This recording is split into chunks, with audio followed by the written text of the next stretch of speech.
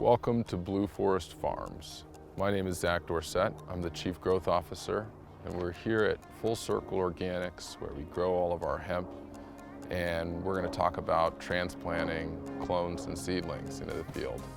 We'll talk about the materials and tools that you'll need to be successful, our protocol that we use in our farm, as well as some tips and tricks that will hopefully set you up for success and get you a little bit ahead of the competition.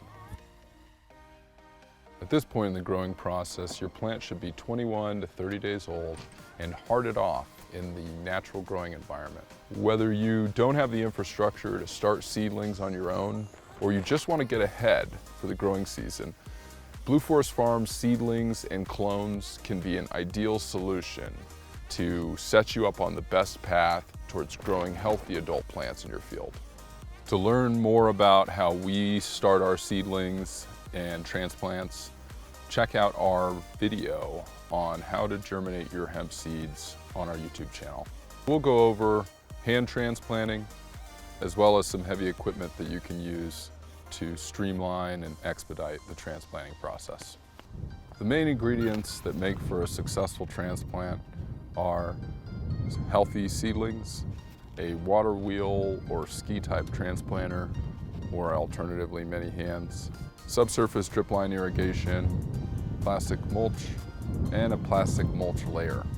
One of the first things you should do before planting is determine your soil type. We also recommend testing your soil's pH and fertility. Hemp prefers a pH between 6 and 7. And you're going to want to fertilize your fields based on your individual soil tests. We also recommend assessing your soil bed density and the hard pans. Hemp generally prefers pretty well aerated soil, so you should till accordingly.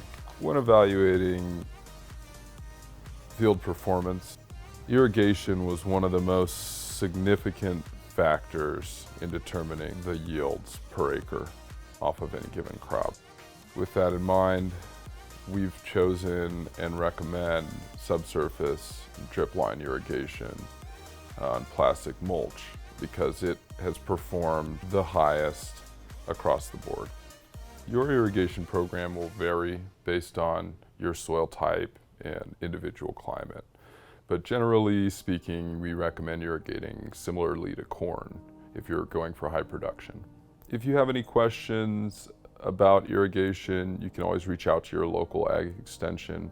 We've also provided some sample irrigation and fertilizer calendars as part of our hemp planting guide available on our website. Remember to always work with the professional irrigation company to plan out your irrigation program based on your individual water supply.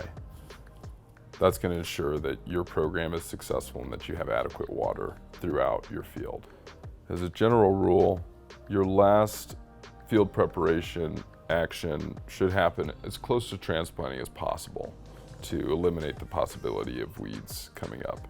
Regardless of whether you have access to heavy machinery or not, transplanting is always going to be a pretty labor-intensive process. Multiple row transplanters and mulch layers can reduce the amount of labor that's required, but you always want to make sure that you've got adequate personnel, not only to man the machine itself, but also to follow behind and make sure that those plugs are making good contact with the soil. If you haven't worked with a water wheel or ski type transplanter before, it essentially follows the rows of plastic, pokes a hole for the transplant, and fills that hole with water or a nutrient solution.